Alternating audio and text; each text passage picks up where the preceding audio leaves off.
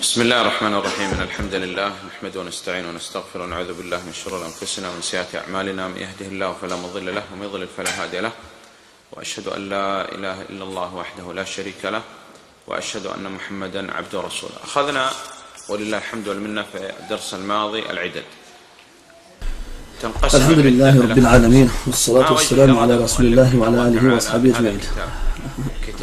Nous avons vu dans le cours précédent les viduités. Elles se divisent en plusieurs catégories. Pourquoi l'auteur a cité dans ce chapitre les viduités et la purification de la matrice? Après qu'il y ait un mariage et qu'il se trouve un divorce de la part de la femme ou du mari ou bien une mort, donc il est logique de citer les périodes de viduité. Et celle-ci se divise en plusieurs catégories. Une en rapport avec la mort et une en rapport avec le divorce. On a cité une règle qui est que la grossesse elle a la supériorité sur toutes les autres viduités. Quand il y a une grossesse, eh bien la fin de celle-ci annonce la fin de la viduité. Donc celle dont le mari meurt, si elle est enceinte, eh bien sa viduité, son deuil se finit là, avec l'accouchement. Et si elle n'est pas enceinte, elle doit attendre 4 mois et 10 jours selon le calendrier islamique. Quant à celle qui est divorcée, on regarde. S'il n'y a pas eu de consommation du mariage, elle n'a pas de viduité. Le simple fait qu'elle est divorcée, elle peut se remarier à nouveau. Quant à celle dont le mariage a été consommé, si elle est enceinte, c'est quand elle accouche que la viduité se finit. Si elle a des menstrues, c'est 3 menstrues. Si elle n'a pas de menstrues parce qu'elle est trop petite ou bien trop vieille, ça va être donc 3 mois qu'elle doit attendre. Et si on a des doutes concernant la cause de l'interruption des menstrues, que ce soit, est-ce que c'est une maladie, une grossesse ou autre, elle doit attendre jusqu'à ce qu'on soit sûr que ce n'est pas une grossesse. Ça c'est pour ce qui concerne les viduités. Quant à la purification de la matrice, on a dit que c'était pour être sûr que la matrice de la femme n'était pas pleine, dans le sens où il n'y a pas de grossesse. Et ça concerne les esclaves qui viennent d'être achetés.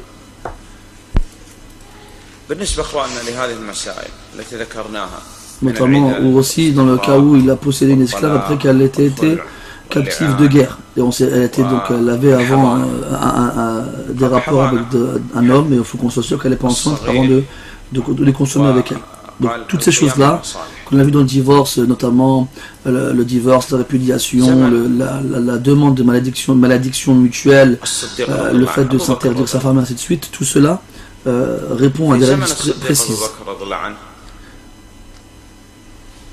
À l'époque d'Abu Bakr radiallahu anhu,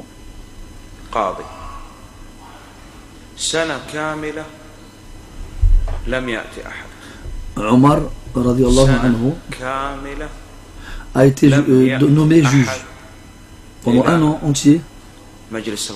Personne n'est venu. Une année entière, personne n'est venu voir le juge Omar radiallahu anhu.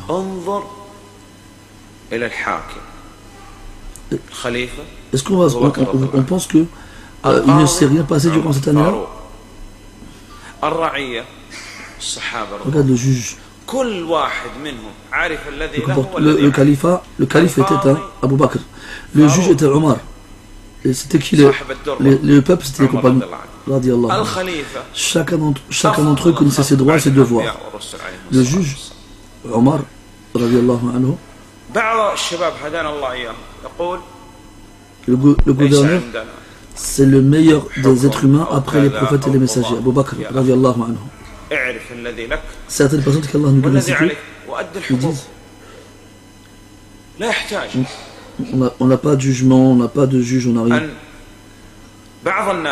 Oh mon frère, connais tes droits et tes devoirs, fais tes obligations, et il n'y a pas besoin de jugement, de tribunaux et de quoi que ce soit d'autre. Certaines personnes qu'Allah nous guide ainsi que disent le gouverneur, la tête des faux et ici et ça. Bah, applique-toi d'abord ce que tu peux faire. Toi, en toi-même, si on avait appliqué l'islam comme Cheikh Albani il disait, si chacun d'entre nous appliquait l'islam sur lui-même, eh bien l'État islamique il se serait instauré lui-même aussi. Aujourd'hui, par exemple, le mari, il sait ce qu'il a pour ses devoirs et ses obligations et ses droits. Il sait très bien que si il divorce sa femme, il a l'interdiction de l'expulser de la maison jusqu'à ce que la viduité soit finie, et que si jamais la viduité arrive à terme, il sait que c'est la femme qui a le droit à la garde de l'enfant, et il sait qu'il a l'obligation de subvenir aux besoins de ses enfants en temps et en heure. Si jamais la femme elle se marie, la femme divorcée, on sait que la garde elle passe de celle de la mère, la femme, à sa mère, et ainsi de suite. Donc quand on applique chacun d'entre nous les règles de l'islam, ben tout se passe très bien. Aujourd'hui, malheureusement, à partir du moment où le moindre conflit se passe, eh bien les gens ils ne respectent pas la loi d'Allah subhanahu wa ta'ala. Cela n'est pas possible. Donc, si on appliquait la loi d'Allah, chacun d'entre nous, on n'aurait pas besoin de tribunaux ou de juges. Il y en a certains, quand ils lisent le verset dans lequel Allah dit, et celui qui n'applique pas la loi d'Allah, il croit que ça concerne, c'est un écran, comme quoi ça ne concerne que le juge et le gouverneur. Mais ça, ce verset s'applique sur tout le monde. Tout le monde doit appliquer la loi d'Allah Azza wa Jal sur soi-même, son épouse, sur ses enfants, ceux qui sont avec nous tous. Si chacun d'entre nous avait appliqué la loi d'Allah, on serait tranquille et on serait reposé. Regarde l'état des prédécesseurs.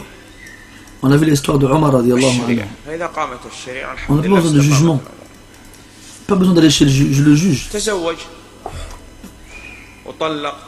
Chacun d'entre eux appliquait la loi d'Allah Ta'ala. Et lorsque c'est le cas, ben, les choses elles sont correctes. Quelqu'un il se marie, il a divorcé après il y a une viduité.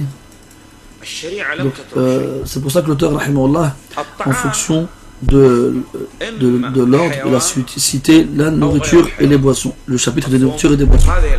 Les lois d'Allah n'a rien mis de côté, n'a rien laissé. La nourriture, soit c'est des animaux, soit ou autre. C'est ça les aliments, nourriture ou autre. Les animaux, soit c'est terrestre, soit c'est marin. Les animaux marins, tout est licite. Même les cadavres, donc les animaux morts sont licites, sauf les animaux les animaux marins, mais qui sont des animaux impurs, qui sont sales. Comme par exemple la grenouille. Il est interdit de manger de la grenouille. Ou encore, on va dire aujourd'hui le crocodile. Il vit sur terre et dans l'eau. Il a même des crocs, mais c'est des animaux qui sont détestables et qui sont dégoûtants, donc on ne le mange pas. Allah Ta'ala, il a fait que les choses licites sont beaucoup plus nombreuses que les choses illicites. Donc quand tu fais la comparaison, tu vois que les choses illicites sont très très peu en vrai, et que ce qui est illicite est très très nombreux. Donc pourquoi Allah il interdit ces choses-là? Par avarice? Non, qu'Allah, a'udhu billah, on n'a pas le droit de dire cela. Au contraire, c'est pour nous préserver. Regarde maintenant, ces choses interdites, je trouve qu'elles sont mauvaises. Quand tu les manges, tu manges des choses mauvaises. Et tu te rends compte que la nature de cet animal imprègne et influence celle de celui qui le mange. Ibn al-Qayyim, il dit que l'influence par la nourriture est pire que l'influence par la boisson. Regarde par exemple l'alcool. Quelqu'un va être influencé par l'alcool en perdant la raison. Et bien manger du porc c'est pire en vrai. Parce qu'en manger du porc, tu es influencé par la nature de l'animal. Et puis tu perds ta jalousie. Regarde par exemple un chien. tu vois l'animal qui mange tout ce qu'il trouve, hein, le porc, qui mange tout ce qu'il trouve, même les impuretés, et tu te rends compte que les gens qui mangent du porc, ils deviennent pareils. Donc quand Allah il nous a dit ces choses-là, c'est une miséricorde pour nous en vrai. Ensuite, quand tu regardes bien, ces choses qui nous sont interdites à la consommation, eh bien, lorsqu'on est confronté à une nécessité absolue, eh bien, elles nous deviennent permises. Exemple, l'âne, il interdit la consommation. Ce qui exclut le zèbre, celui qui a des rayures. Et le zèbre, il est licité à la consommation, alors que l'âne, lui, il est interdit. Si on est confronté à une nécessité absolue, une urgence, donc tu es sur le point de mourir, tu as le droit de manger de l'âne. Oui, tu as le droit. Suite à la nécessité, à l'urgence. Est-ce que tu vas tomber malade? On mange de l'âne à ce moment-là? Non. Alors que si maintenant on te ramène un barbecue fait avec de la viande d'âne, est-ce que tu le mangeras? Si tu le manges, il te fera du mal, c'est sûr, sans aucun doute. Cheikh Al-Athami il disait, il citait les règles. Comme quoi Allah Ta'ala, lorsqu'il rend une chose licite dans la législation, eh bien sa nuisance possible, elle disparaît. Si tu manges de l'âne, par exemple, tu peux en mourir, tu peux tomber malade. Alors que si tu es confronté à une nécessité absolue, à une urgence, alors il devient bon et il ne te fera pas de mal.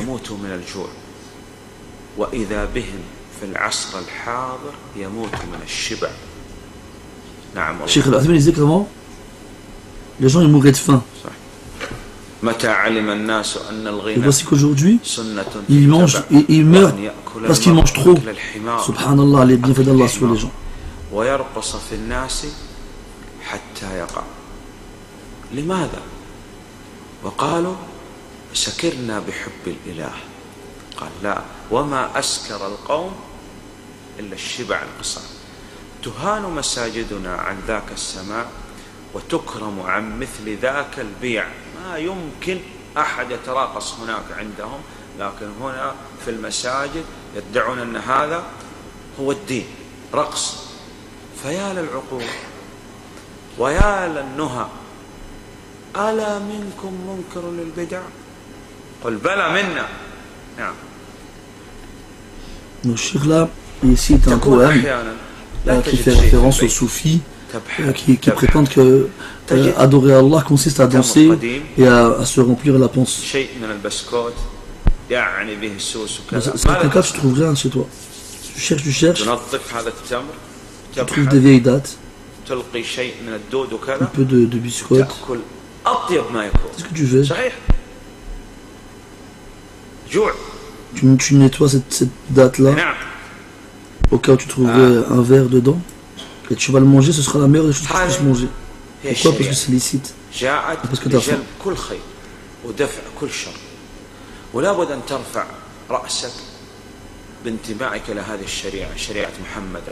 C'est ça, la loi d'Allah Azza wa Jal. Elle est venue, elle a été instaurée dans le but d'attirer tous les biens possibles à l'humanité. بحري وحيوان بري الحيوان البحري حلال حتى ميتة البحر حلال حتى وإن كان هذا الحيوان البحري. Donc on a dit qu'il y avait des animaux terrestres et des animaux marins. Marins, c'est licite. Même les animaux morts. Même si cet animal marin, il a un nom, le même nom qu'un animal terrestre qui est interdit. Sauf les bêtes sales et mauvaises que la nature humaine normale méprise et répugne. Quant aux animaux terrestres, on a des animaux terrestres, une règle dans les animaux terrestres. Tout fauve qui a des crocs, et tout oiseau qui a des cerfs. Donc tout fauve qui a des crocs, et avec lesquels donc il tue ses proies, c'est son gibier. Donc on a le lion par exemple. Par exemple, الأولاد في القديم le léopard. أولاد للأعداء ويسمى العبيد لهم. يسمي Les الولد Arabes, avant ils appelaient رعد leurs enfants صخر avec des noms علي خالد. qui font peur aux ennemis, comme le lion, أولاد le للأعداء. tonnerre, le rocher, يسمع العدو بقدوم الجيش. la من guerre, الجيش؟ قال في الجيش أسد l'éternel, des وفهد noms qui inspirent le respect ورعد وحرب et qui inspirent la crainte aussi aux ennemis. والمغيرة يقول هزمنا. ويسمى العبيد لهم.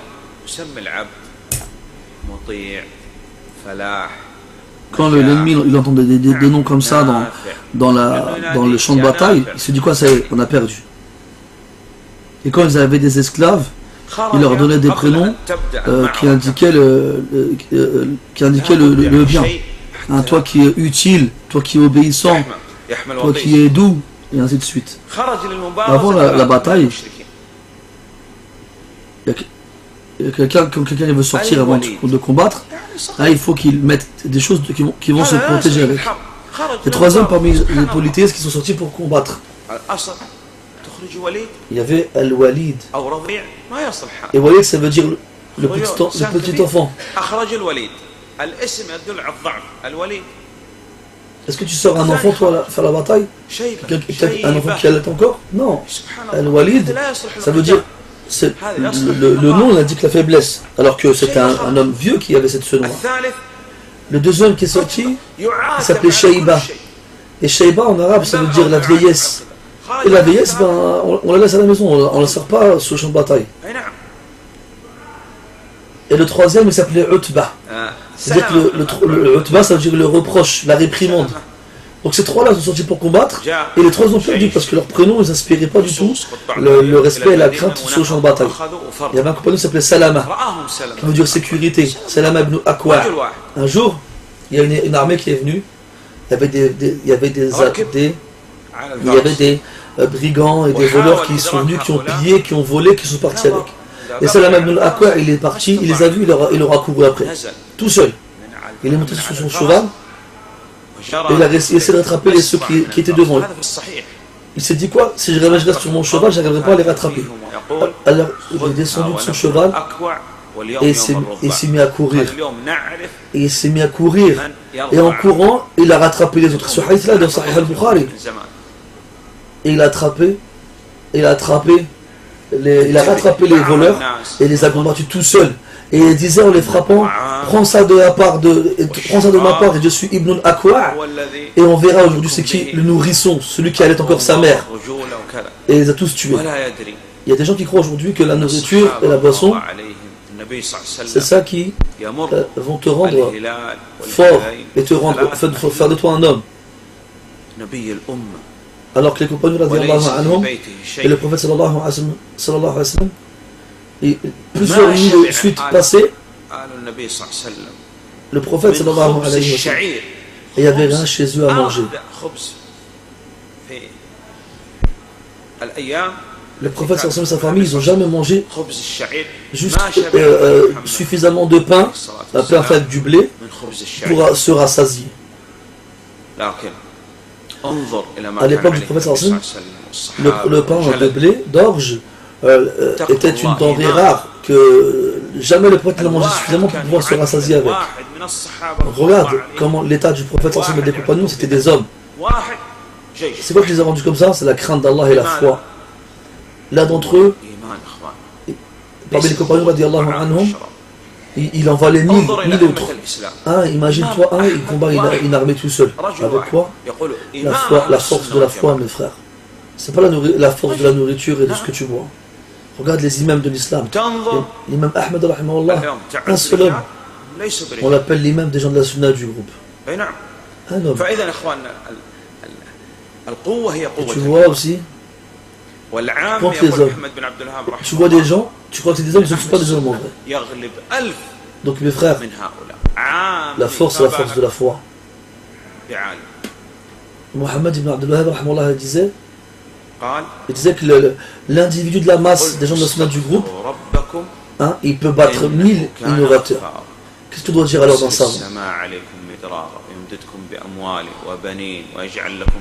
Allah dit dans le Coran, dans le sens des versets, j'ai dit, implorez le pardon de votre Seigneur, il est certes pour vous pardonneur, et il fera tomber sur vous la pluie, et il vous accordera des enfants, et il vous accordera de la richesse.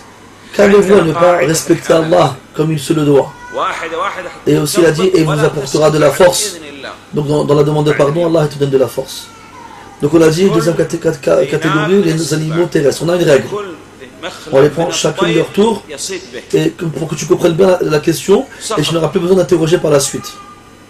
Toute bête parmi les fauves qui a des crocs, et tout oiseau qui a des cerfs avec lesquels ils chassent leur proie, on n'a pas le droit de les manger.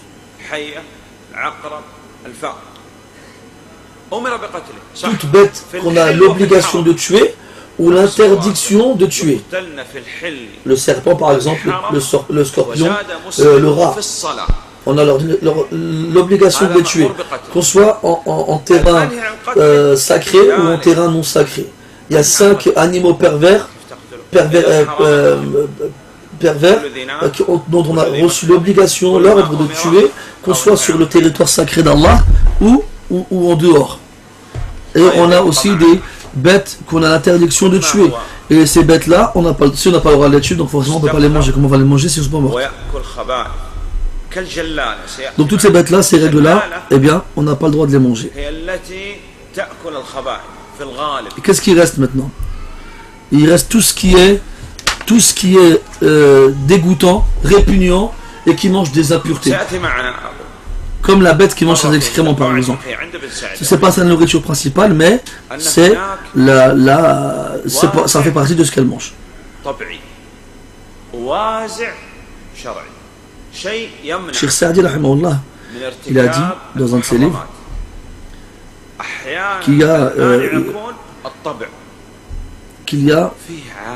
quelque chose en toi, de naturel qui t'empêche de faire des choses mauvaises. Donc des fois c'est naturel. Hein? Et quand c'est pas naturel, c'est législatif, c'est-à-dire que c'est la loi qui t'interdit de le faire. Et quand on revient à cette chose-là en soi-même qui nous interdit de faire des choses parce qu'on les considère comme étant mauvaises, qu'on appellera en français la conscience, il y a des gens que sans rentrer dans leur foi ou dans leur croyance, naturellement leur conscience leur empêche de faire des choses mauvaises. Donc quelqu'un par exemple, quelqu'un qui de normal, il ne va pas aller de lui-même manger des choses répugnantes. Quelqu'un de raisonnable. Jamais il ira manger des choses répugnantes, dégoûtantes.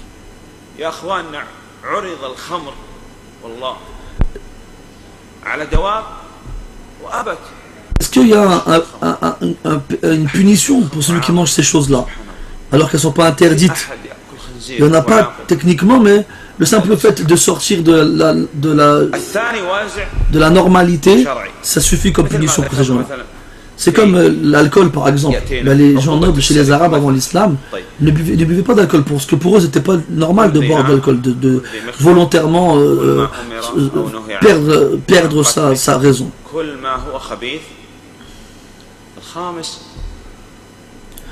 Tout animal qui a des crocs, tout oiseau qui a des cerfs, tout animal dont on a reçu l'obligation de tuer, tout animal dont on a reçu l'interdiction de tuer,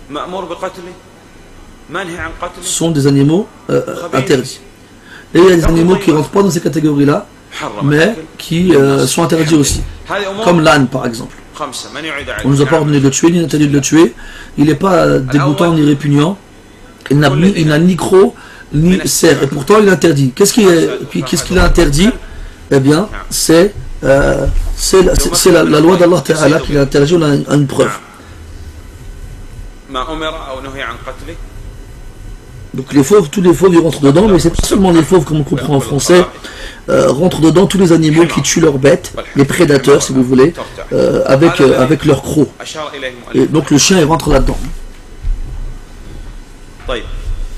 Hein, les oiseaux qui ont des cerfs comme l'aigle, le faucon, le vautour, et ainsi de suite. Les animaux qu'on a l'interdiction de tuer comme la fourmi, l'abeille et autres.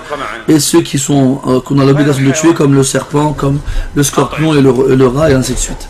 Les animaux répugnants, on va en parler après. Et on en a parlé tout à l'heure comme la grenouille, par exemple, le crocodile et ainsi de suite. Ou encore les insectes. Il y a une règle générale aussi dans ce qui concerne les aliments. Donc on a dit tout à l'heure qu'il y a deux types d'aliments, ce qui est des animaux, ce qui n'en est pas. Là on a fini avec les aliments qui sont d'origine animale. Maintenant, tout ce qui n'est pas des animaux, la base, dans les aliments qui ne sont pas d'origine animale, c'est l'autorisation. Sauf s'il y a une preuve qui vient l'interdire. Et dans les boissons, la base c'est l'autorisation, sauf ce qui va avoir comme effet d'enivrer la personne. Et on pourra rentrer dans cela, les drogues aussi. Parce qu'ils vont avoir le même effet que l'alcool. أمثلة للحيوانات الجائزة الأكل من يعرف حيوان بسم الله بهيمة الأنعام إبل On va voir des exemples d'animaux qu'on a le droit de manger. Exemple. خيل يجوز أكل الخيل الخيل Les bestiaux, يجوز نعم c'est-à-dire les chameaux, les camélidés, hein, les bœufs, les buffles, les chevaux. On a le droit de manger des chevaux? Oui, on a le droit de manger des chevaux. Il y a un hadith dans cela. Des poules. On n'a pas de du poulet?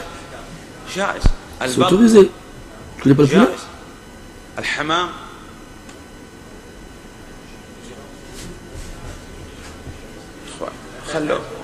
Le canard. بيجون مو بيجو كبد pigeon. نعم وغيره الأرانب اجلس هذا كل كلمة ترجمة أوقف أرانب الضب Pas d'autres? Les lapins. الضب يجوز أكل على مائدة النبي صلى الله عليه وسلم الضبع كذلك Les lapins. مفهوم الجراد La hyène. حي وميت Al-Dab, non, c'est pas la hyène, c'est l'iguane. Et Al-Dab, c'est la hyène. Ça, on a le droit d'en manger parce que ça a été mangé devant le prophète sallallahu alayhi wa sallam. Al-Himar. L'iguane. On a le droit d'en manger. La hyène, on a le droit de manger aussi. Al-Ahli. L'âne. Le zèbre, oui. Mais pas l'âne. Parce qu'en fait, en arabe, on emploie le même terme. On dit l'âne domestique et l'âne sauvage. Et chez les Arabes, l'âne sauvage, c'est le zèbre en fait. Quand les compagnons ont été faire le djihad à Khaybar, et ils n'ont pas été bloqués par la maladie, ni par la peur, ni par le peu de provisions. Ali radiallahu anhu, ils ont trouvé d'autre à manger que de l'âne. Alors ils ont mangé de l'âne. Alors qu'ils ont fait un long voyage très difficile et très fatigant. Et après ça a été interdit. Après on a le chapitre de la chasse et du fait de tuer la bête. Donc il y a trois catégories de façons de tuer la bête. On a le sacrifice. Bon, en arabe, on a trois mots différents, mais en français, c'est la même chose. Mais on va voir la différence.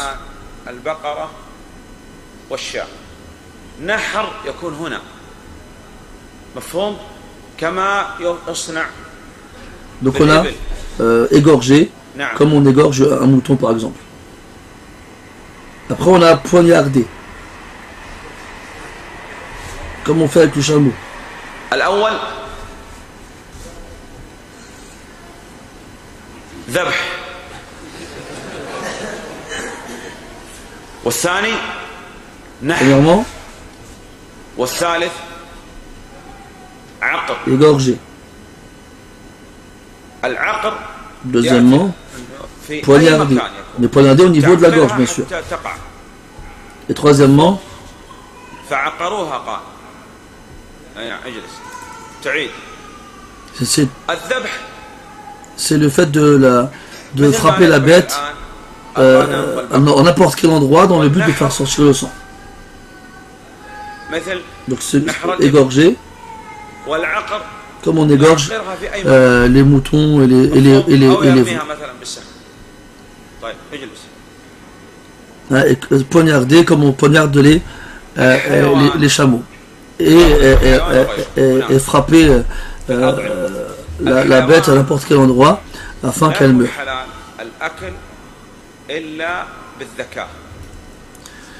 Les animaux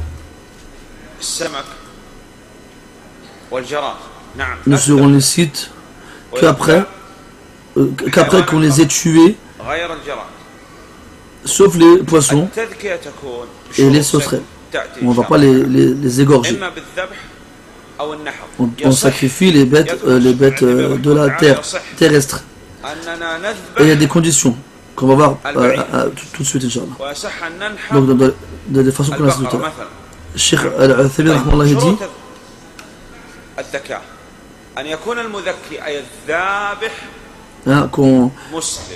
que les façons de tuer peuvent être employées dans des catégories qui ne leur sont pas réservées à la base. Donc les conditions du sacrifice. Il faut que celui qui tue soit un musulman ou un juif ou un chrétien. J'ai compris? Première condition. Les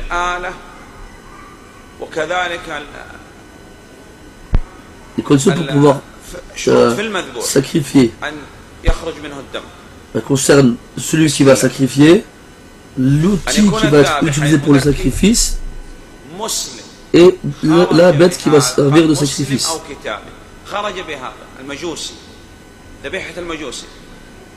Donc il faut que le sacrificateur soit musulman, ce qui exclut le mécréant, le musulman ou le juif ou le chrétien, ce qui exclut le mazdéen.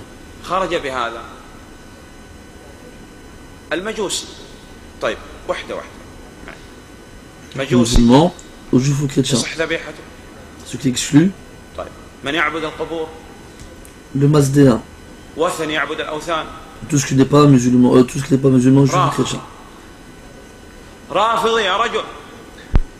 Quelqu'un qui adore les tombeaux, un politique qui adore des idoles, un chiite, تصح ذبيحة الكتاب ولا تصح ذبيحة الرافض؟ نعم لا شك في هذا نعم لا شك في هذا طرفة عين. Comment est-ce qu'on peut dire que le sacrifice d'un juif et d'un chrétien n'est pas celui d'un chiite? Il n'y a jamais de doute sur le fait que on ne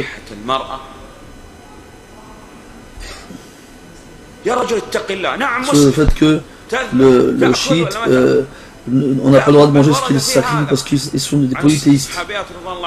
Est-ce que si une femme elle sacrifie, son sacrifice il est licite? Bien sûr.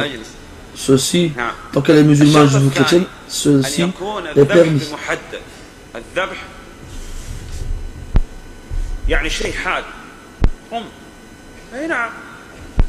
Deuxième condition, que l'outil qui sert à sacrifier soit tranchant.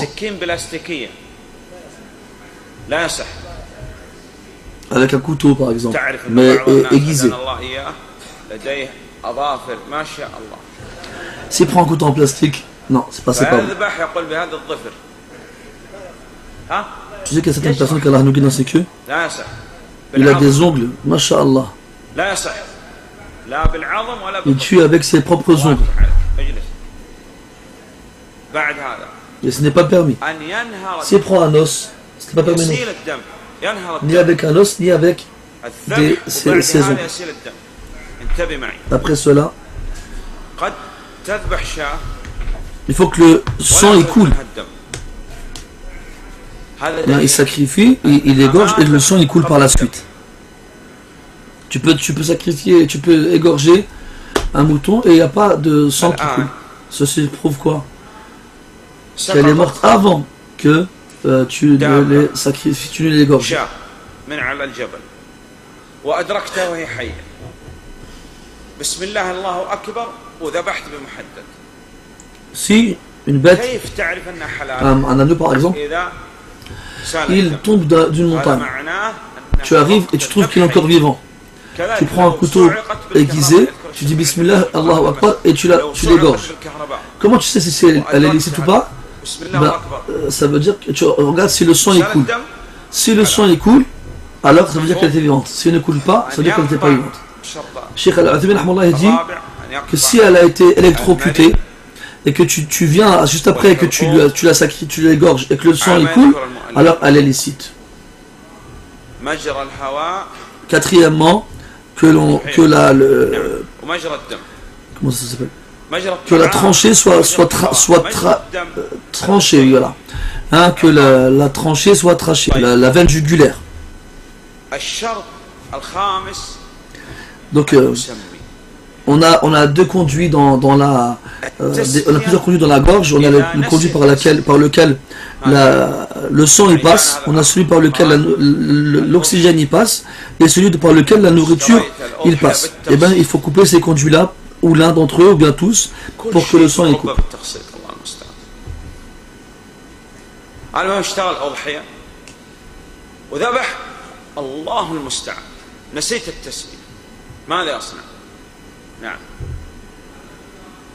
Quelqu'un a acheté une bête pour faire le sacrifice du jour de l'Eid. Et il a égorgé, mais il a oublié de dire Bismillah. Qu'est-ce qu'il doit faire? Il doit prendre cette bête et la donner aux animaux. C'est une bête morte. Les animaux qui peuvent manger de sauver la viande. C'est la nourriture, c'est la parole de qui ça? La parole de Cheikh Al-Uthaymin. C'est quoi sa preuve? Avec la chasse. Si quelqu'un il oublie de dire Bismillah sur le gibier, comme on va voir tout à l'heure par rapport au hadith, eh ben la bête elle sera un cadavre mort, on n'aura pas le droit d'en manger. Donc dans la condition, il faut dire Bismillah quand on sacrifie la bête. Il y a des gens, ils disent Bismillah quand ils prennent le couteau, mais ils disent pas Bismillah quand ils sacrifient.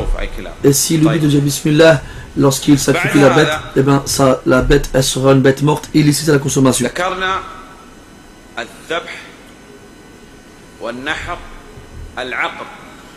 Ensuite,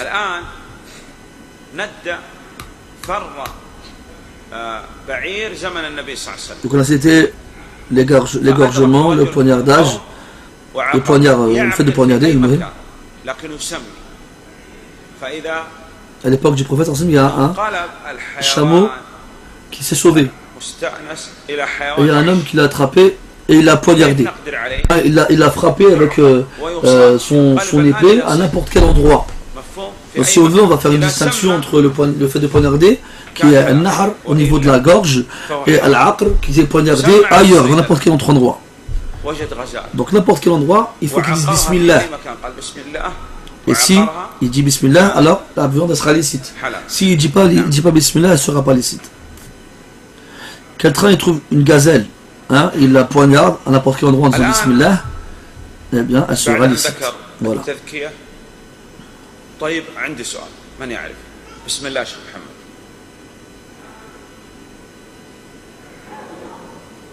مسلم. Donc après avoir cité la façon de tuer la bête, hein, et Cheikh il a une question. On va demander un musulman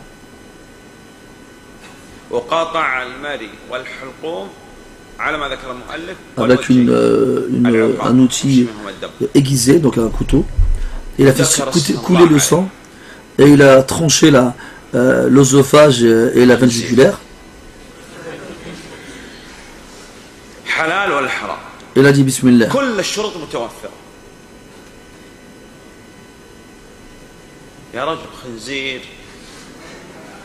Et il a tué un porc. Est-ce que sa viande elle est licite ou non? Toutes les conditions sont remplies.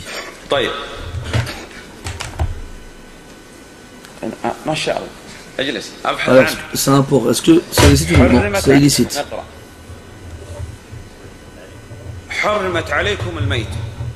هذا الأول أي ميتة ميتة البحر وميتة الجراد لا غير ميتة البحر. Donc Allah nous a interdit les bêtes mortes. حرم الميتة بكل حال من الأحوال إلا ميتة Ce qui البحر à l'exception des bêtes mortes de la mer et les bêtes mortes chez les sauterelles. Et en dehors de ces deux-là, toutes les bêtes mortes sont licites à la consommation. الدم محرم إلا من يعرف الكبد والطحال. C'est premièrement ça. Deuxièmement, le sang. الأول استثنين اثنين Le sang est والثاني interdit. كذلك صح. Sauf نعم. طيب le foie et le pancréas. خنزير. طيب دم Donc ce sont الخنزير des organes faits de sang qui sont licites à la consommation. Sinon le sang lui-même il est interdit. وما أهل لغير الله به. أهل لغير La viande de porc. خرج Et donc si sa viande elle est interdite, son sang encore تبع plus. الشيخ عبد الله Et ce qui a été sacrifié قال إلى أين؟ pour autre qu'Allah Azza wa Jalla. قال شرك أكبر هذا. Quelqu'un il sort avec قال تسقط أو un أضعف. bélier gros. Il se dirige vers une tombe pour le sacrifier, pour le passer جاء عند القبر. dans la tombe. Et ça c'est la grande association والعياذ بالله. الشرط الأول إشكال مسلم أو كتابي مشكل هذا. Donc il est arrivé الثاني au tombeau, أنهر الدم وذكر اسم الله قال بسم الله. problème, est-ce que c'est un musulman ou قطع ou pas? المري والحلقوم. Là on a ومشى. un ustensile جاء bien عبد الله bien coupant. Il a dit Bismillah. Il a coupé ce qu'il fallait couper. Et le sol a coulé. Et après il est parti. Quelqu'un vient. Subhanallah. اسمع. Après il prend la bête et il la mange. Est-ce que cette bête là elle est licite ou pas? الميتة أحسن من هذا. أهل لغير الله به. الشرك أكبر. هذه ميتة. بل أشد من الميتة. Cette viande là elle est illicite parce qu'elle a été sacrifiée pour qu'Allah subhanahu wa ta'ala. Même s'il a dit Bismillah. C'est la grande association. La bête morte elle est moins pire que celle-ci. المنخنقة. La bête morte يضع في رقبته حبل. elle n'est pas morte pour qu'Allah Azza wa Jalla.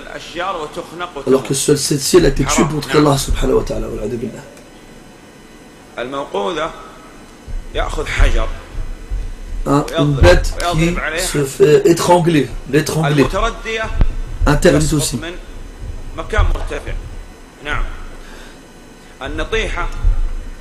Celle qu'on tue avec une pierre, celle qui tombe d'un endroit élevé.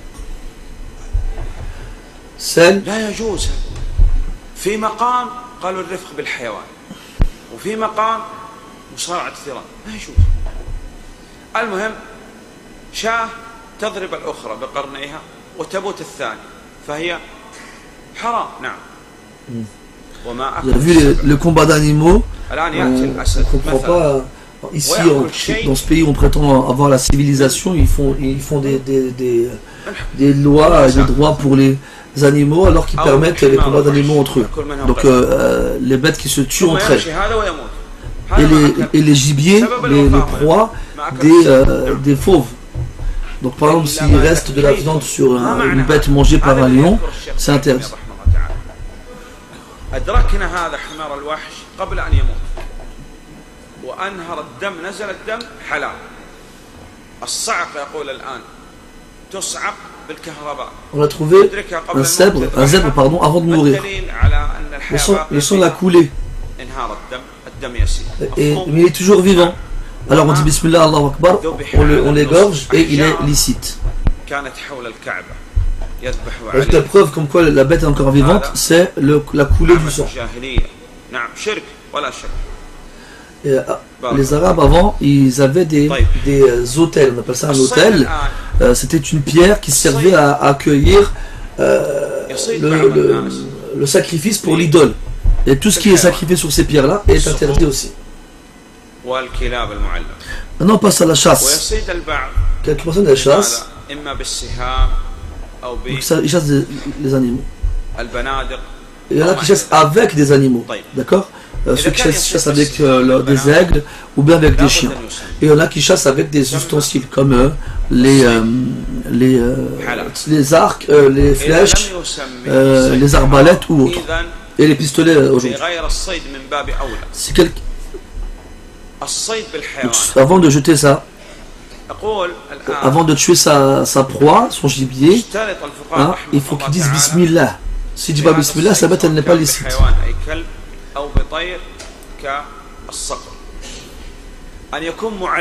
Les savants ont mis comme condition dans la chasse, que ce soit par le biais d'animaux, avec un chien ou bien avec un aigle, ou bien sans, avec des armes. Il faut que l'animal, dans le cas où on chasse avec des animaux, pardon, il faut que ce soit un animal qui a été dressé. Il ne faut pas que ce soit quelqu'un qui tue sans qu'on ne lui ait appris. Et comment on sait si l'animal est dressé ou pas?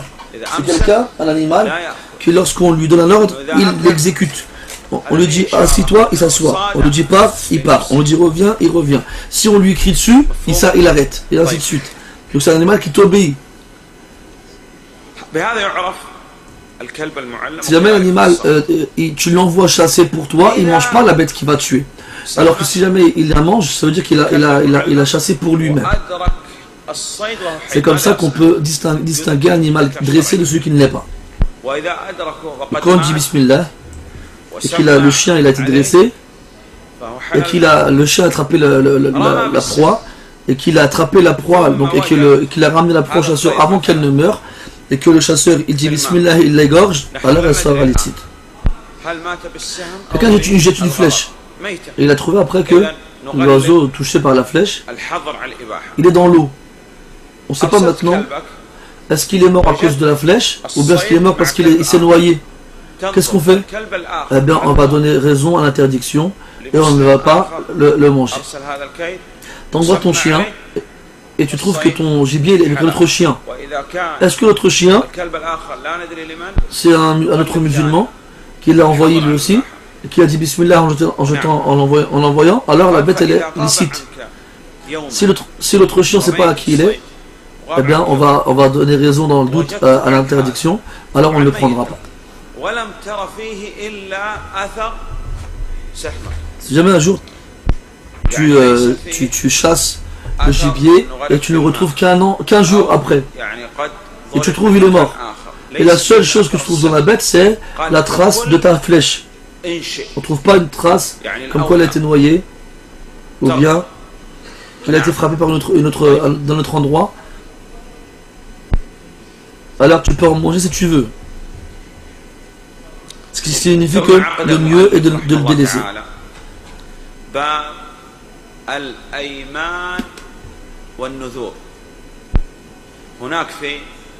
Après l'auteur rahimahullah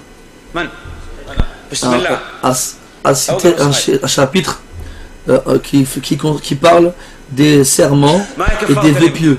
On a vu dans la Aqidah, dans l'étude de la croyance, les vœux pieux. Et là, on va parler des serments, quels qu'ils soient.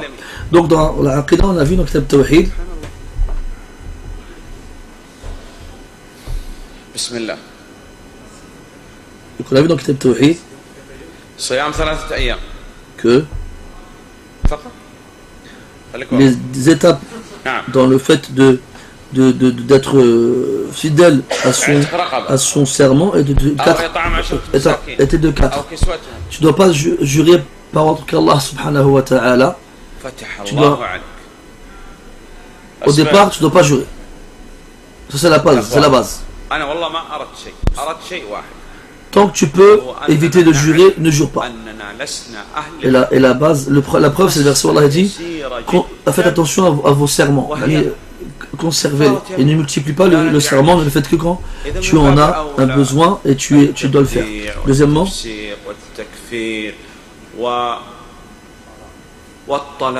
quand tu jures, tu dois tenir ton engagement et ta parole. Et la preuve, c'est quoi? Le même verset que tout à l'heure. Si jamais tu ne respectes pas ton serment et que tu fais un parjure, tu dois faire une expiation. Et le fait de devoir payer une expiation en faisant un parjure montre l'importance du fait de jurer. Et dernièrement, tu n'as pas le droit de jurer par autre qu'Allah subhanahu wa ta'ala. Jurer par le prophète, par les anges, par les vertus, par le grand-père, par la tête de la mère, la moustache de son père.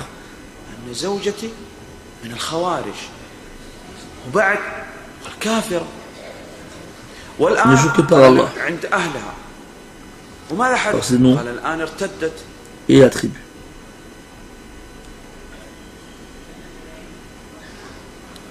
Donc le serment, les savants le divisent en trois catégories.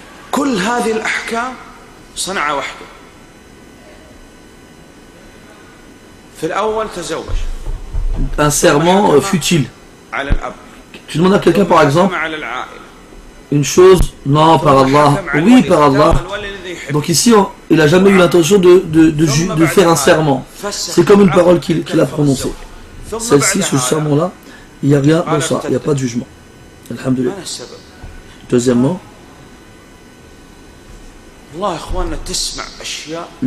le serment avec lequel il va priver quelqu'un d'un de ses droits parmi les musulmans. Donc il y a des gens qui jurent spécialement pour s'accaparer les biens des gens injustement. Donc une personne va emprunter à une autre 10 000 euros. Et le vendeur, le prêteur plutôt, il va demander son dû. Il va demander son dû à celui qui lui a emprunté l'argent. Et l'autre il va dire Wallah ma indi Muhammad shay. Donc là c'est un problème de grammaire. Le ma dans ma indi shay inda Muhammad, c'est que le ma il peut indiquer soit le pronom relatif, soit il peut indiquer la négation. Et donc ça peut donner deux exemples possibles. Par Allah, ce que j'ai est chez Mustafa. Et dans l'autre, par Allah, je n'ai rien de chez Mustafa. Donc lui va dire une phrase pour faire comprendre la négation, alors que lui il vise là le pronom relatif. Et ça c'est un grave péché parce que on jure pour s'accaparer les biens de quelqu'un, lui priver de son droit. Et c'est un grand péché, wal'iyadhu billah. Et il reste encore un type de serment, c'est celui qui est exécutif. Donc ce serment-là,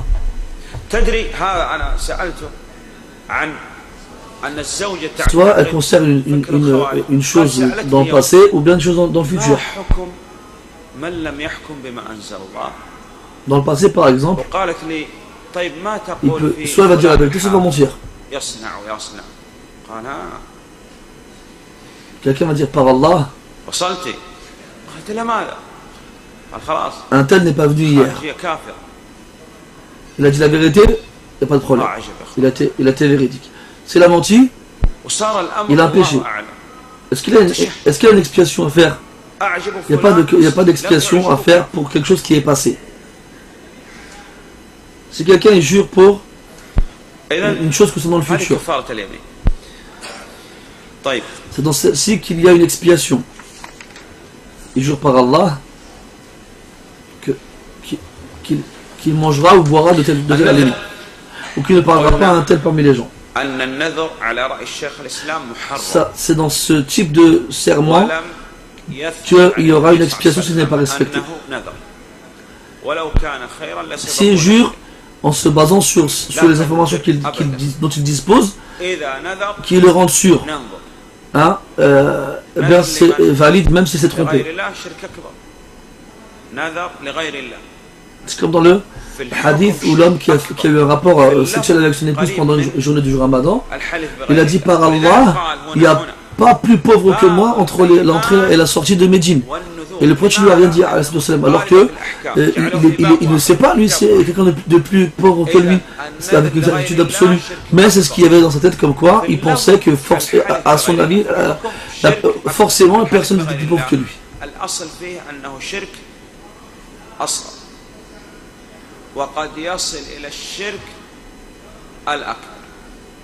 Donc il y a 4 choses qui te permettent de savoir si le serment qui a été fait implique une expiation s'il n'a pas été respecté. Premièrement, l'intention. Deuxièmement, la cause. Troisièmement, la formulation. Et quatrièmement, la détermination. On va répéter. Premièrement, l'intention. Deuxièmement, la formulation. Troisièmement, la cause. Et enfin, dernièrement, la détermination. Premièrement, l'intention. Il faut qu'il ait l'intention, ce qui exclut ce qui fait futilement. Même si on a juré. Comme Allah dit dans le Coran, ceux dans lequel vous avez mouillé votre cœur. Donc, il a juré par Allah. Il a l'intention, oui. Donc il a fait la première condition. Deuxièmement, la cause. Il a juré par Allah qu'il ne priera pas dans cette mosquée. Pourquoi? C'est quoi la cause?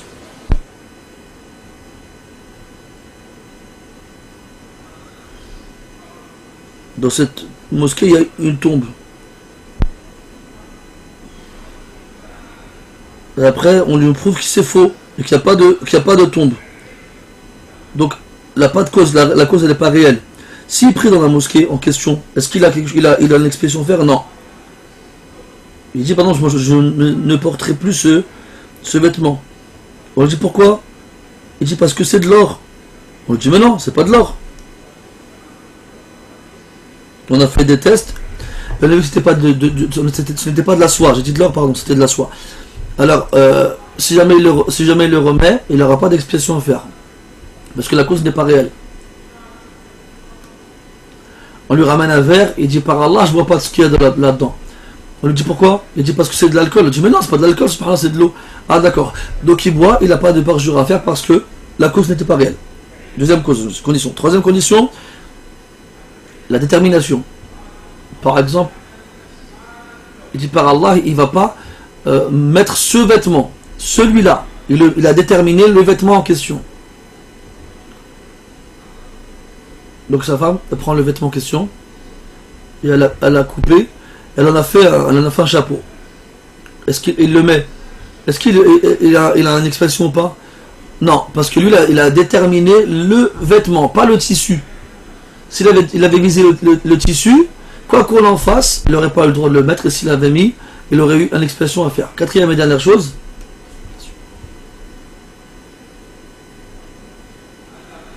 la formulation. Il dit, par Allah, je ne mangerai plus de viande. Il sort de la mosquée, et on le trouve en train de manger du poisson. On lui dit, Yahri, mon frère, t'as juré. Mais chez nous, le poisson, c'est pas de la viande. Est-ce que c'est réel dans l'emploi linguistique des gens? Oui.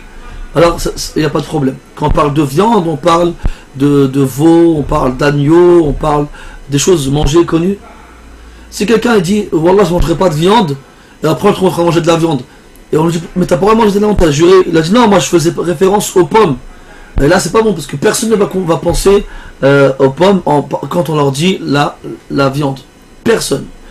Hein? Donc ça marche avec le poisson, parce que beaucoup de gens ne considèrent pas le poisson comme de la viande, linguistiquement parlant, mais avec la pomme, non, parce que personne ne va comprendre comme quoi la viande c'est de la, le poisson c'est de la viande, pardon. Donc on a deux types de serments, dans le passé et dans le futur. Dans le passé, il n'y a pas d'expiation, mais il a un péché. Et dans le futur, soit c'est une futilité, soit c'est une présomption, comment dirais-je, supérieure, ou enfin celle dans laquelle les quatre conditions sont il manque une des quatre conditions qu'on a citées, qui sont l'intention, la cause, la formulation et la détermination. Quelle est l'expiation du parjure? L'expiation du parjure.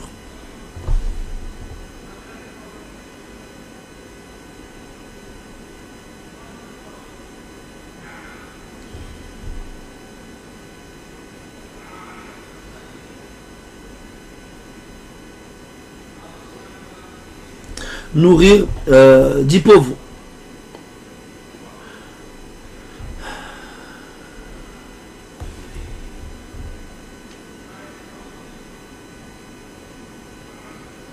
nourrir 10 pauvres, ou jeûner 3 jours,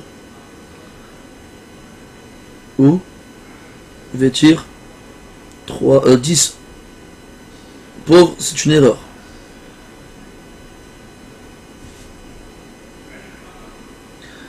Donc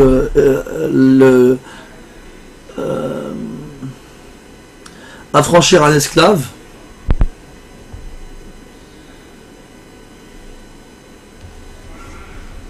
nourrir 10 pauvres.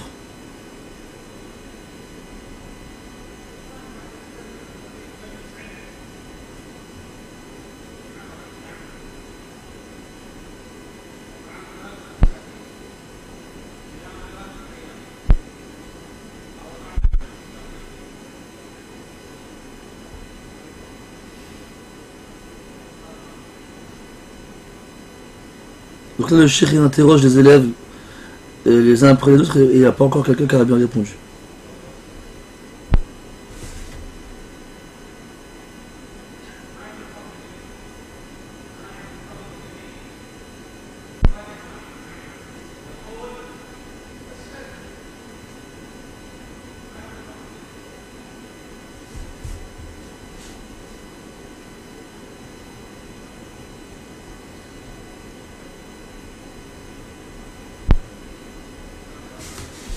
Donc jeûner 3 jours seulement? Non.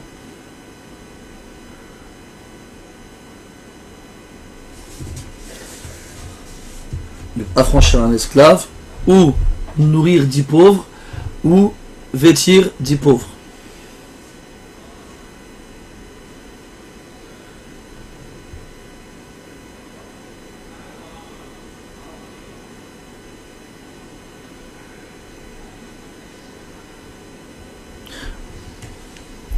Ça prouve bien une chose, c'est qu'on n'a pas le droit d'informer les gens sur les avis juridiques. Regardez une question aussi simple que celle-ci, vous êtes incapable d'y répondre. Qu'est-ce qu'on doit dire alors du fait de dire de quelqu'un qui est innovateur, pervers ou mécréant? Qu'est-ce qu'on doit dire alors de ce qui concerne le divorce et le mariage? Hier, il y a un homme, il est venu me voir, il m'a dit, on s'est mis d'accord avec le tuteur, et après il a refusé. Et après je l'ai excommunié. Ah bon? Mais avant, pourquoi? Parce qu'il ne fait pas la prière. Mais pourquoi t'es parti le voir alors avant? Après, rien. Et après ça, qu'est-ce que tu as fait? J'ai ramené quelqu'un. J'ai demandé de me marier. Il a dit d'accord, et il m'a marié. Puis, alhamdoulilah, c'était bon. Et après un moment, il m'est apparu que ma femme fait partie des Khawarij. Et alors? C'est une mécréante alors. Et maintenant, elle est retournée chez ses parents. Et qu'est-ce qui s'est passé? Elle a apostasié.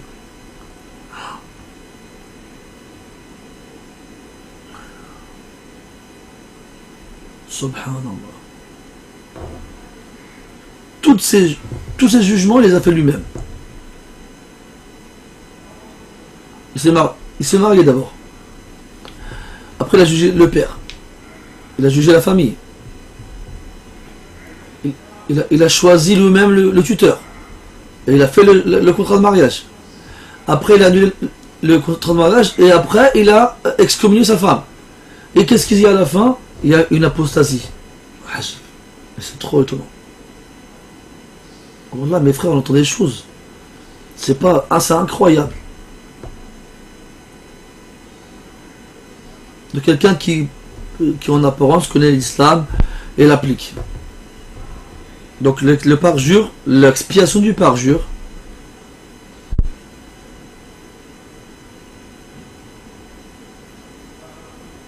donc dans le verset il est clair, nourrir 10 pauvres avec une portion médiane qu'on donne à notre famille, ou les vêtir, ou affranchir un esclave. Donc là, entre ces 3 choses-là, on a le choix. Soit on les nourrit, soit on les vêtit, les 10 pauvres, ou soit on libère un esclave. Là, on a le choix, on fait celui qu'on veut.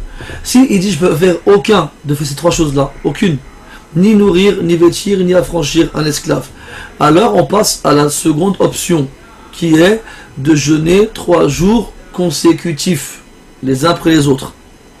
C'est compris?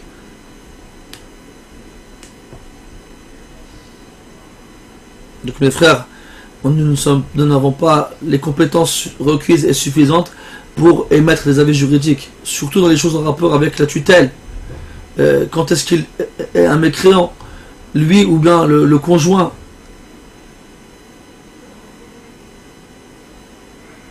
Il y en a un, il m'a dit, après qu'on ait étudié les actes annulatoires de l'islam, que sa femme était mécréante. Il lui a dit pourquoi? Elle a dit parce qu'elle déteste la polygamie.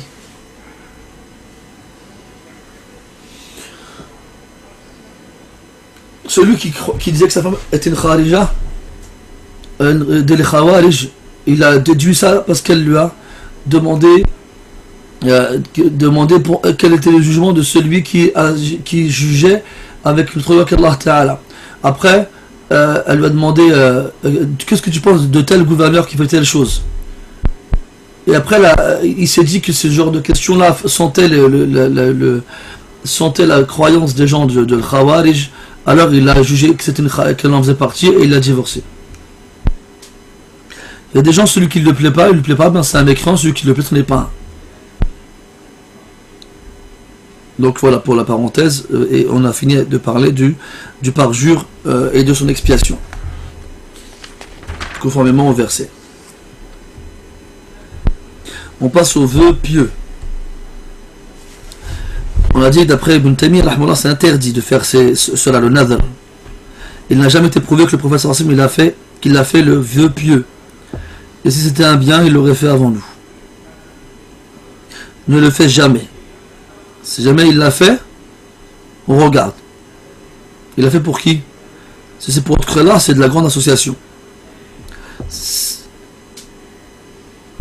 Dans le jugement, c'est de la grande association. Et dans la formulation, c'est proche du fait de jurer par autre qu'Allah.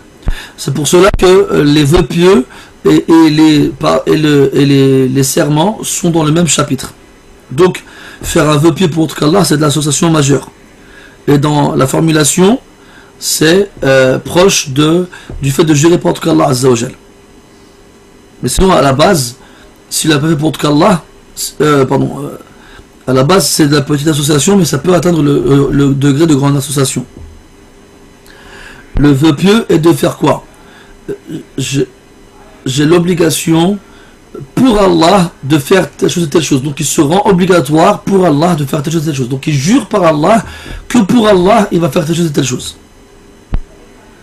Donc lorsqu'il a fait cela, pour Allah, donc soit il va tenir son engagement, ou soit il ne le fera pas, alors il devra faire l'expression du parjure. S'il jure qu'il va faire une chose interdite, est-ce qu'il doit tenir son engagement? Non. Il a l'obligation de ne pas tenir son engagement. Donc qu'est-ce qu'il doit faire? Il doit expier son parjure.